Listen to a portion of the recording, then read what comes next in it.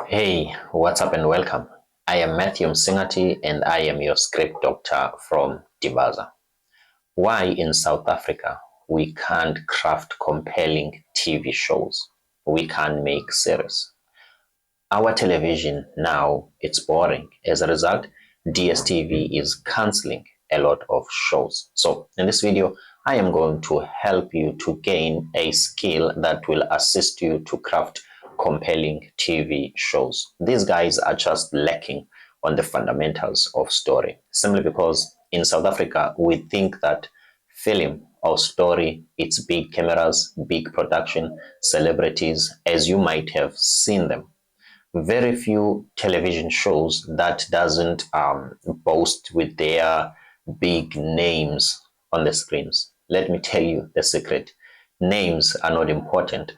Story is important.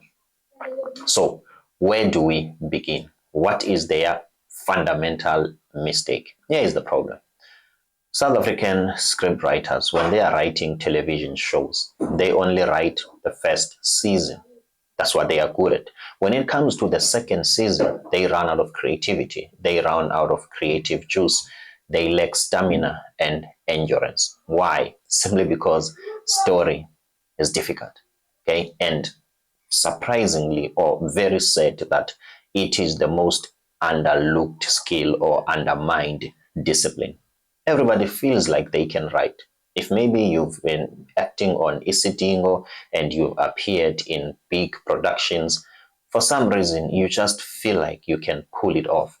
Obviously, sometimes based on where you are and the opportunities at hand, they might be tempting. Imagine if SABC could come to me and ask me to write a series for them. Obviously, they are going to pay me 1 million for that.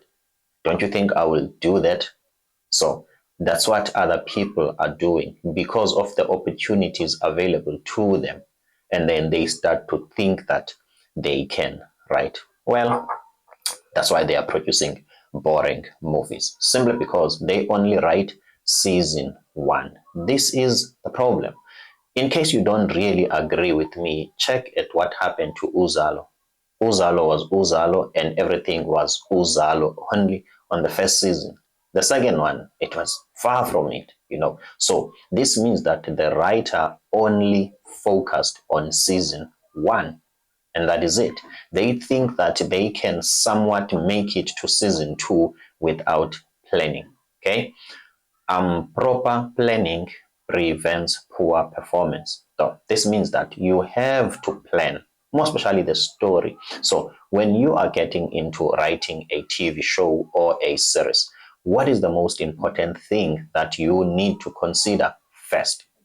It is not cameras, it is not the broadcaster, it is not DSTV, it is not SABC 2 or 1 or SABC whatever. It is a story conflict. What is it that this main character or this group of characters are going to struggle with? And this has to span across maybe 600 episodes, including all season. 600 episodes, it's a lot. So what is it that will grab us as the audience trying to figure out with the character as they are trying to solve this mystery that will get us hooked from one season to the last season? Conflict. You need to really come up with a great conflict. Well, great conflict doesn't necessarily mean a common problem or people who are going to fight about things just like here in South Africa. In South Africa, conflict means noise. In case you don't believe me, go and watch Kabeja again. There is no conflict in the show. There is no necessarily humanly believable conflict, but there is noise though, guaranteed. People are fighting, guaranteed, but that's not conflict. Conflict starts from an internal conflict. So when they are about to write TV shows, they only see or imagine the images. Okay. Imagining images, it's not enough. You need to have a conflict that is going to span across all your season. So meaning that You don't just plan season 1 and then figure out season 2 as you go. That is a problem. So you might as well just write season 1 and disappear. You know, a great performer knows when to leave the stage. South African television shows, they don't really care it. It looks like it's very nice and easy to get in, and it's tough for them to let go. A part of being a professional is to know when you have exhausted your creativity so that you cannot embarrass yourself, so that you can have a breathing time to craft and create another compelling project. I don't know much about Usisi Zonke, the singer. I don't really know much about her. But what I've noticed is that she's not on the bars, you know. I'm not sure how many albums she has released, but it looks like to me she takes time before releasing an album. And she's not your so-called popular, well-known, up and down in different posters kind of an artist. I think South African scriptwriters can learn a lot from her. You just have to know when to leave, just for your own dignity, so that you cannot embarrass yourself. So have a compelling conflict, have a strong conflict. That's number one. How are you going to dish out this conflict? You need to distribute this conflict across your own 4 seasons.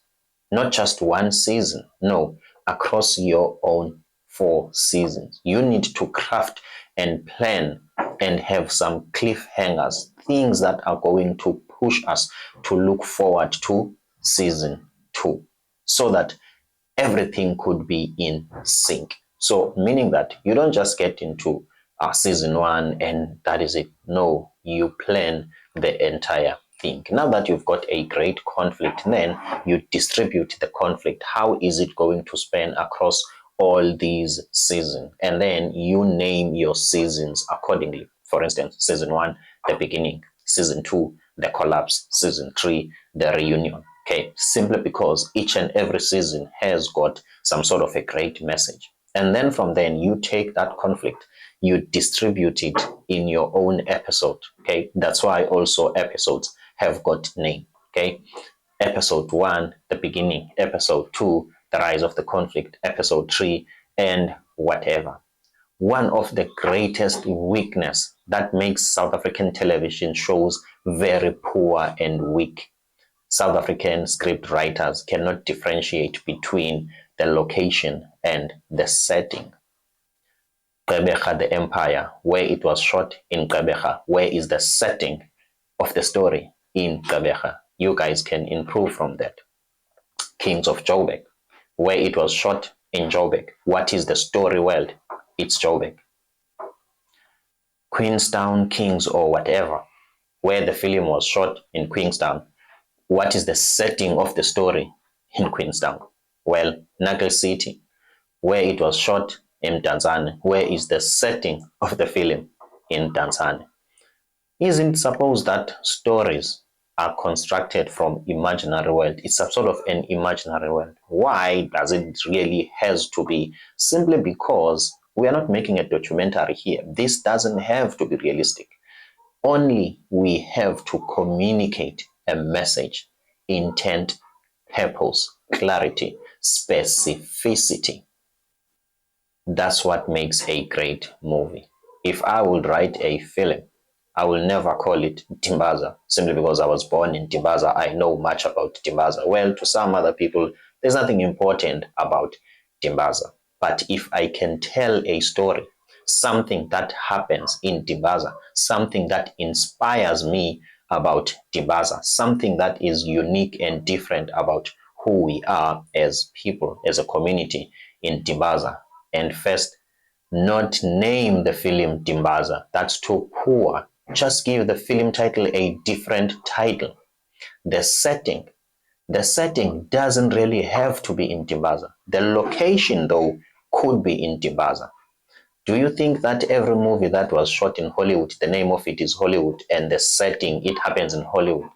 That is not the case. So we can learn a lot from that. I am Matthew Msengati and I am your script doctor. If you might want me to help you with a script review, help you to improve your craft and storytelling skills, maybe help your television show to be compelling, to be great and phenomenal so that it can capture audiences, don't forget to DM me.